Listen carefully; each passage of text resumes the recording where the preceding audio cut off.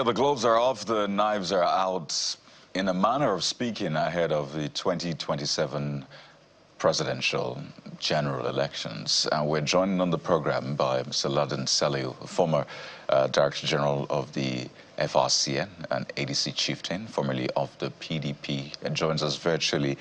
Good morning, Mr. Salihu, and welcome to the program, sir. Good morning, my brother. How are you today? Well, preparing for Christmas. It's Christmas tomorrow, but politics continues to hog the headlines. I imagine you caught a bit of the conversation with your state governor, Seyi Makinde, yesterday. I mean, you resigned from the PDP months ago, and a lot of people have been wondering, where is viable opposition in Nigeria? But first, let me ask you, listening to some of the things he said, the conversations that were had behind closed doors, the promise to hold PDP down, I mean, those were his claims that the FCT minister made to the president, that he will hold the PDP down for him, and all of the conversation around where Nigeria is drifting towards with the defections. First, is this new to you, and what is your interpretation of it? As I imagine you're still PDP at heart somehow. Well, thank you so very much. Merry Christmas to you and to Nigerians. The amazing, mind-boggling revelation by the Oyo State Governor, Seyi Makinde.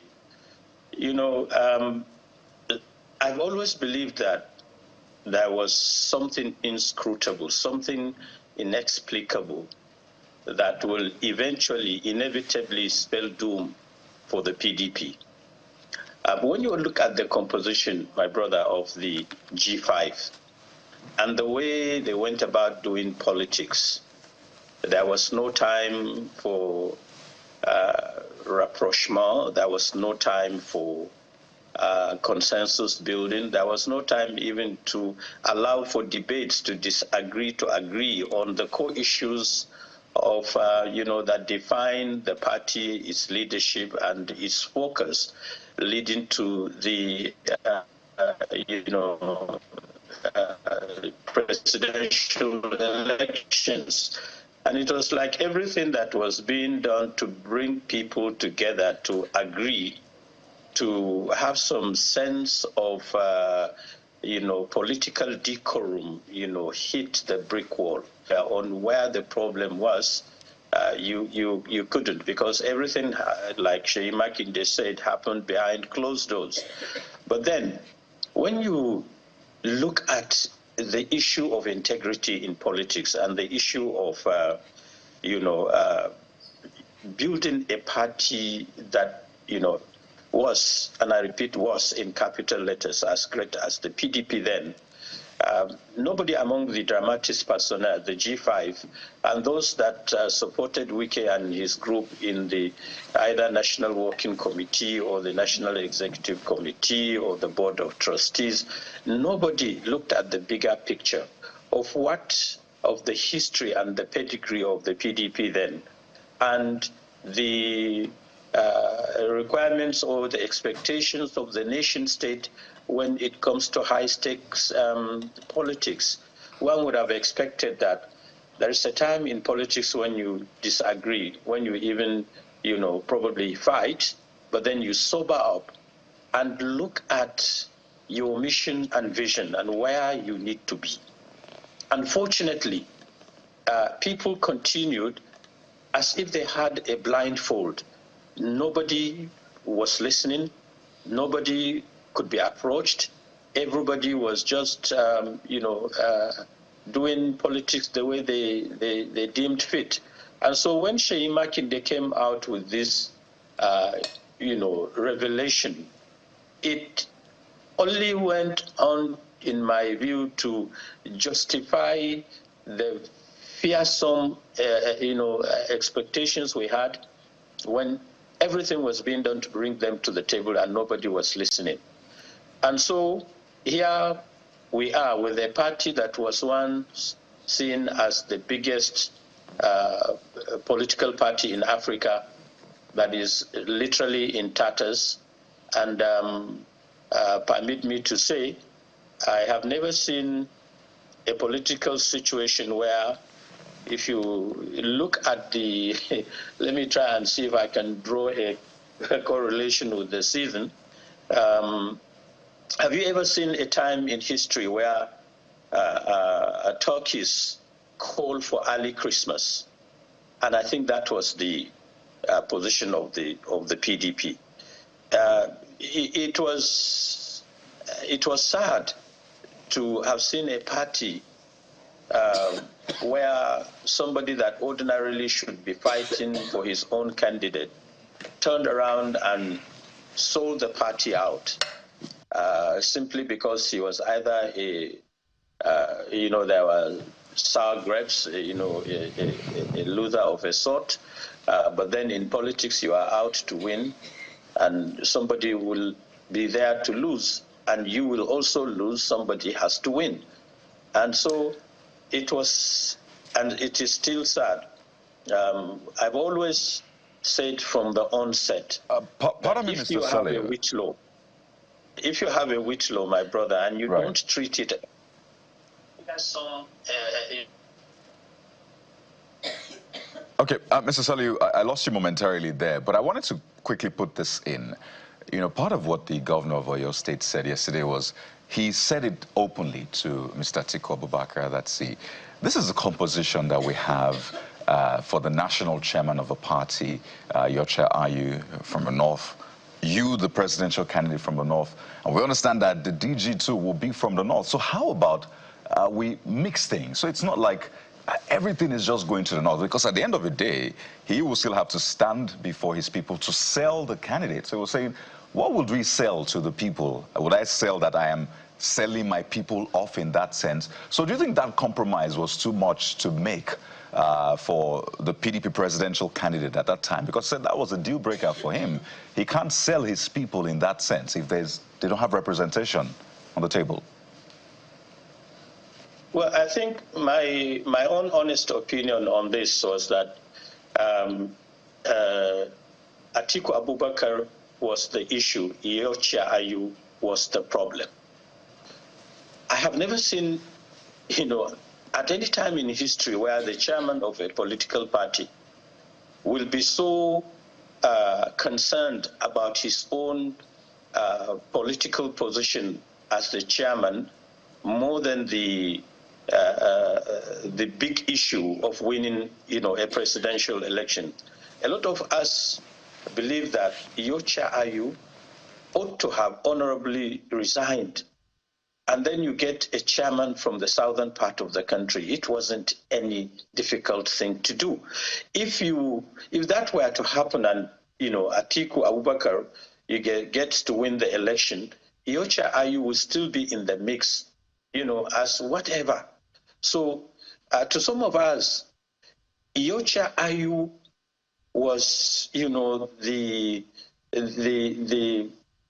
the biggest setback for the PDP during those moments. And Atiku Abubakar was playing the gentleman, trying not to hurt, the feelings of Yocha Ayu. And Yocha Ayu ought to have read the body language, the disposition of Atiku Abubakar in saying that, look, it's difficult for the gentleman to come down hard on you and say resign.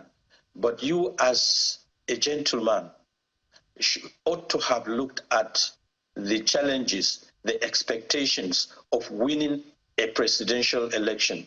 Was that more important? Is your position more important, rather, than winning the presidential election? And if there is one person that I can blame, and I will do that without any, fear of contradiction, with all due respect and humility, is to say, Yocha Ayu cost the PDP the presidential election.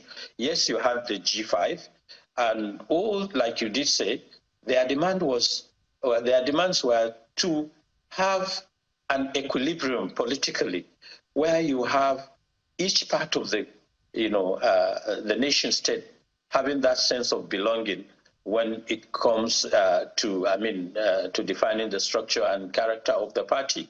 So that said, I still believe that there were several fault lines, and which, listening to Sheyi Makinde, I want to really salute his courage. He was very frank. He was true to himself. I see Sheyi Makinde as somebody who has a great future in politics. He accepted his faults. He told Nigerians that he regretted what happened. And he came out frankly, almost unpolitical, to accept his own, mistakes, literally apologize for those mistakes, and said, he was human, and to err is human, and to forgive is divine. I really want to salute his own honest disposition to politics. If all leaders will look at Nigerians in the eye and say, look, I have committed, a fault somewhere, please forgive me for going that way. And I believe a lot of people need to follow the example of Sheyi Makinde. Mr. Salihu, let me come in for a moment. Let me come in for a moment. My apologies. Trying to get your attention. I know you wanted to land on that thought. But in addition to what you're saying, let's look back and know how we got here. What I mean by that, look at how the opposition got here. Classic case is that from the beginning, let's say from 2013, 2014, is division that has brought the PDP to its knees at this point where it is. From the Rotimi Amechi group and the Saraki group to what it is today, down to the Iyochayi incident. In fact, as a matter of fact, all of the persons who contested what they call the frontliners, apart from Bala Tinubu, was from the APC, Kwankwaso, Atiku Abubakar, of course, Peter Obi, all of them, all from the PDP. And so combined energy, it would have been 40 million as against Bola Tinubu, 8.7 million. So division, internal division, is a major problem. I'm saying that to say that so far so good, what we've been seeing is that the APC has been receiving members from the National Assembly. Governors have been moving to the APC. No governor has moved to the ADC yet. ADC has not done so much in terms of the election. It may be early days, but maybe next year will be the time to really say whether or not they're on board. What is the ADC doing, for instance, which looks like there's a bit of stability, to manage potential division, which is not out of place, so that may happen as a build-up to the 2027 election, if they have a chance in that election. So where there are nuances to the effect that some people want to know whether the party is going to zone the presidency to bring some level of clarity so that some people can begin to say, we're in for this or not. Well, Geoffrey, the whole atmosphere now is, in my view, politically saturated. And, the big guns are all over the place, falling over each other. First of all, the issue of defections. At the very beginning, when you look at the PDP was a congregation at the beginning of, big politicians in politics across the national political canvas that were literally, you could say, each one of them waiting to become a president, a chairman, a governor, and what have you. So you're likely to have, differences of opinion, and therefore, if you remember at the convention in Eagle Square, where 5 governors, Rochas, Okorocha, and the rest of them left the party, the whole situation has been and still remains. The issues of competition, contradiction, and sometimes even subversion in politics. And so you would expect that at the core issue of leadership, there would have been a clearinghouse to anticipate and expect and manage, the kind of crisis we saw that has bedeviled the PDP to this point of attrition we're talking about. Now, talking about the ADC, I am not particularly worried about defections. My thought, and I mean, my thinking about defections from, the Gale of defections that we see now from the PDP, especially to the APC, I believe is a misstep by either governors or big-time politicians that we hitherto see some of them with a lot of respect and integrity, genuflecting before the structure of the nation state in the name of politics. They have deleted, some of them, integrity. They have deleted, some of them, honor. They have deleted, the kind of, how do I put it now? The idea of being brave and holding on to your own. How, in my view, the idea of these defectors was simply for those in government to believe that they cannot be subverted, and to co-politicians that defect is they believe that the APC-led government is holding the milking cow, and therefore they want to be part of the milking process, go and make a lot of fortune, and then when you get to the bridge, they also disperse again, hopefully into the ADC. I do not see these defections as conscientious movements that will bring about the positive spins we expect in politics. And so the ADC going forward is watching, and we are preparing and we are strategizing. We will not let, we will not share our own game plan. Yeah, Dr. Salihu. On national, on network TV. Dr. Salihu, let's talk about the consequence of defection now, as it may affect the People's Democratic Party, your former party, by the way. We saw yesterday two more senators defect to the ruling All Progressives Congress, which now brings the number of APC senators in the House to 78 and PDP to 24. We also saw 6 lawmakers loyal to the FCT minister defect the lower chamber, bringing, I believe, the number of honorable members of the APC to 246 and the PDP to 68, somewhere around that number. And so it seems a confirmation, if we were talking about allegedly prior to this time, and we all know what the truth really is about the FCT minister working actively for the ruling All Progressives Congress, that may now be the confirmation. But there is a legal as much as a moral matter that is before the Independent National Electoral Commission. With the evidence in our faces now, how much of the weight of the task is before INEC as the umpire to navigate the legal and moral issues between the Wike group of the PDP and the Makinde group of the PDP in order to bring about a resolution and not to be seen as aligning with the Wike group because that group is loyal to the president? Well, first and foremost, the new INEC chairman has to be seen to be, like he told Nigerians, that he is a man of impeccable character and disposition. This is the time to show that he is a man of impeccable, not impeachable character. I hope he is not carrying the baggage of the former chairman, the phantom feel, if you like, politically or administratively in INEC, the way and manner in which, INEC that we knew in the times of Yakubu Mahmoud, I hope the tradition is not continuing. First and foremost, let's be clear about it. I am not a member of the PDP, but then you look at the issues dispassionately, you look at the issues holistically, and you look at the laws.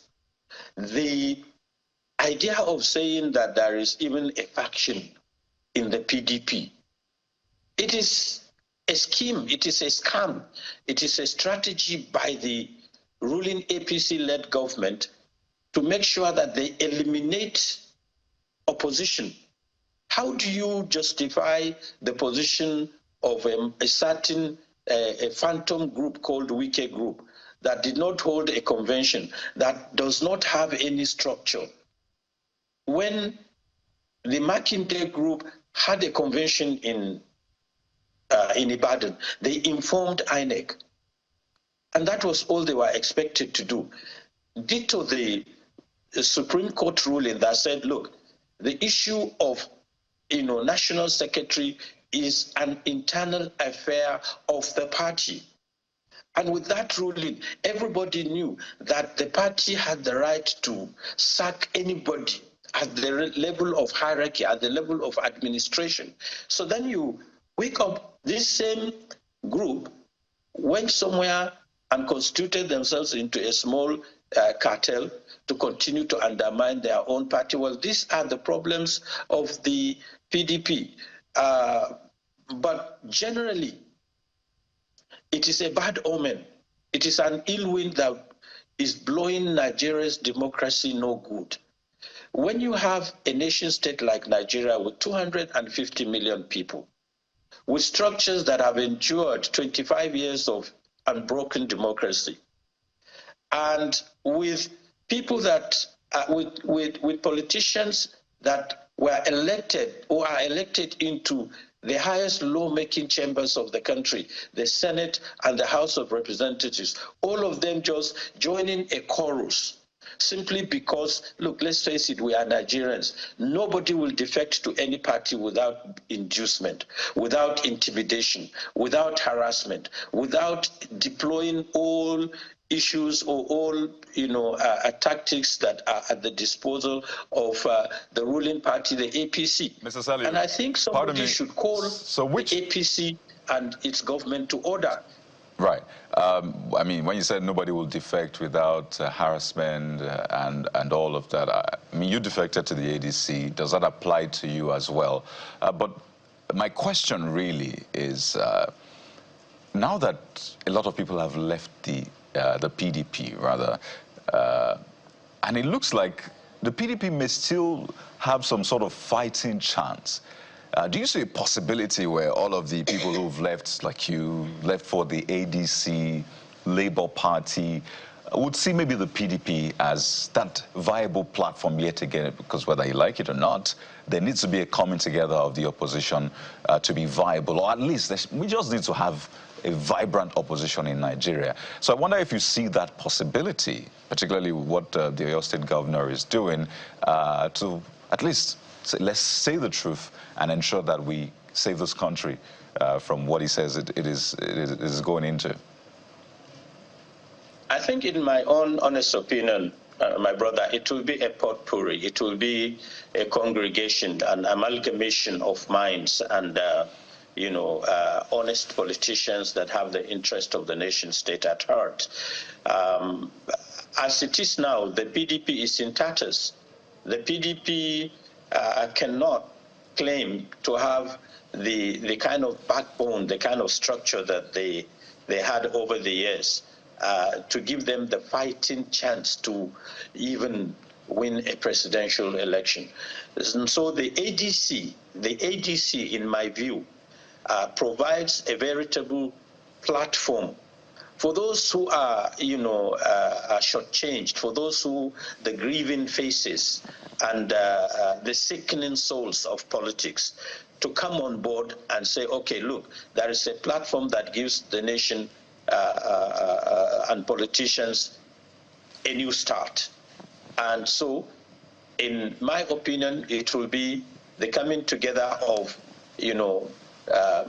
the PDP, eventually the ADC, and even people within the APC that will eventually, mark my word and keep this space for reference, will defect, will decamp to the ADC. Because I believe that the present Gales of defections, like I said earlier in the program, were essentially meant for different reasons.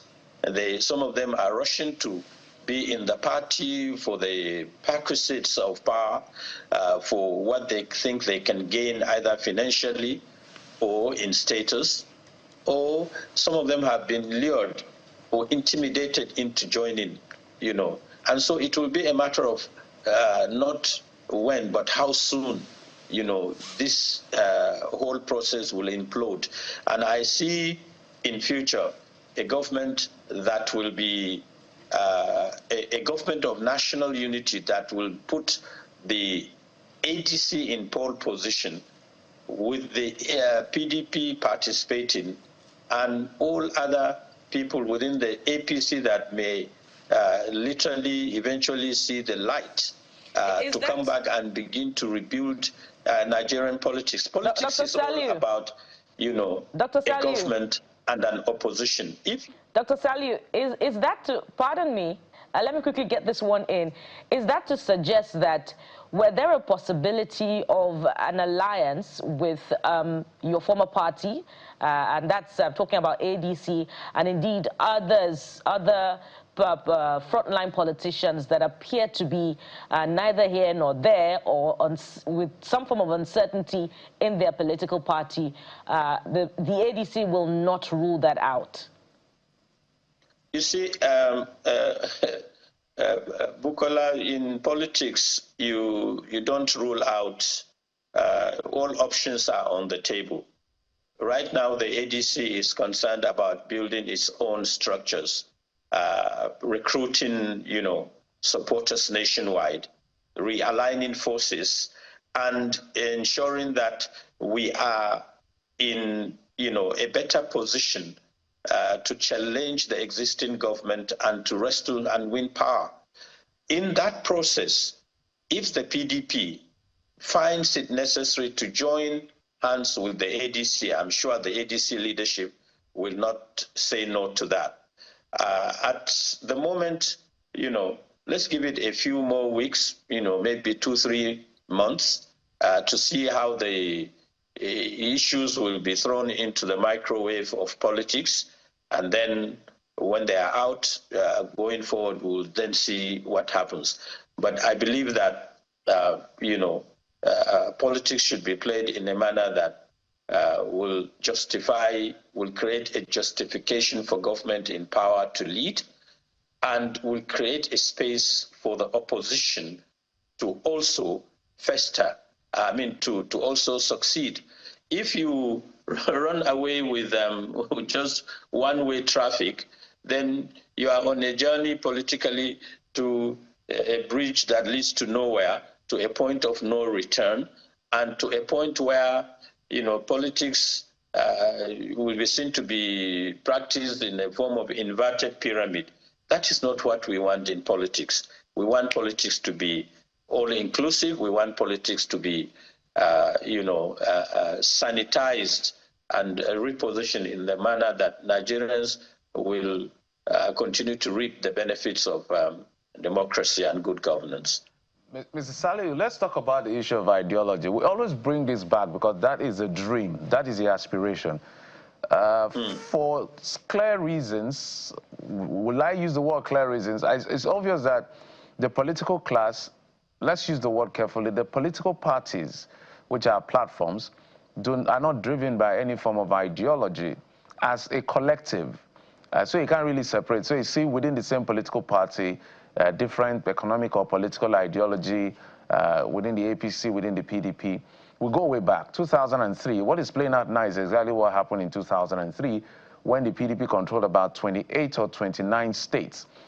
Just a few states were left to other smaller parties to share. Now, years down the line, by 2015, that number began to reduce. And 2003 was strongly around because of elections. PDP won a lot of those platforms or the states due to elections. But from 2015 to now, literally every person who has moved to the party is by defection, not because of victory at the poll. So there's a grand loss as far as the PDP is concerned. And the reason why all of this jumping ship is easy in our climb is because we're not driven by separate ideologies that people can rally around and know that, okay, the people, the majority did not accept our part this time, maybe they'll accept our part next time. Is that a conversation that the political class is beginning to be worried about, or is just as usual, business as usual? Because if APC loses election tomorrow, this movement will start again. Well, to me, it's a combination, it's an aggregation of several issues that have, beset the political atmosphere from, like you said, in 2023 to 2013 and to date.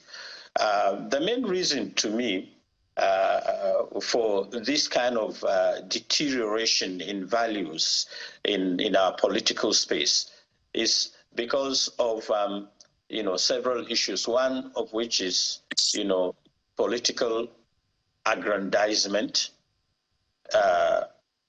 You have politicians that got into politics not necessarily to serve the nation state, but to serve their own personal and parochial, even primordial sentiments.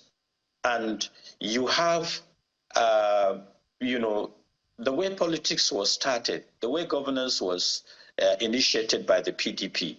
We had a complete, if you like, a reverse that obtains today. Look, if you remember, the government of Yar'Adua appointed ministers from the opposition, from the 6 geopolitical zones.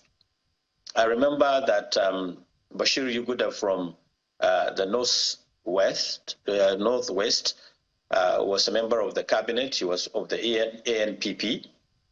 I also remember that the governor, a certain Dasuki Nakande from Plateau was of the ANPP, and the others I can't remember. You can Google it, Nigerians can. But you could see that there was political accommodation, and everybody, even in the cabinet, there were opposition ministers who could take the story back to their own constituents. And so there were shared values in politics. Today, somebody that has 38% of the voting population is presiding over, ignoring 62% of the votes from the PDP and the Labour Party. Nobody is worried about having a government with the semblance of national unity. So it's a government that is born out of, if you like, political accumulation, political aggrandizement, political power, not necessarily the power to serve the country and its teeming population. So our eyes are not necessarily on the big picture, Geoffrey. We are concerned about the bigger, we are concerned about big men in politics. Today you're talking about Obi, you talk about Atiku, you talk about Kwankwaso, you talk about Tinubu. We are not talking about issues. We're not talking about ideologies. We're not talking about the issues of, what do you call it, party philosophy and manifesto. No. We just roaming around big names. But major points you have made, how ideology should also be a major issue to discuss and look at before the big names. And, well, maybe it will be the New Year resolution for both politicians and political watchers. But so. Dr. Salihu, we have to thank you so much for your time and interventions on this all-important matter. Thank you and happy holidays to you. Happy Christmas. Merry Christmas to all of you. Thank you for having me. So we'll switch now from the big names and talk about politics at your level. I mean, everyone stays in a local government. You have a local government chairman. And I know some local governments have been presenting their budget. You probably didn't know that. But we'll talk about this local government matter yet again. That's in a moment. Please stay with us.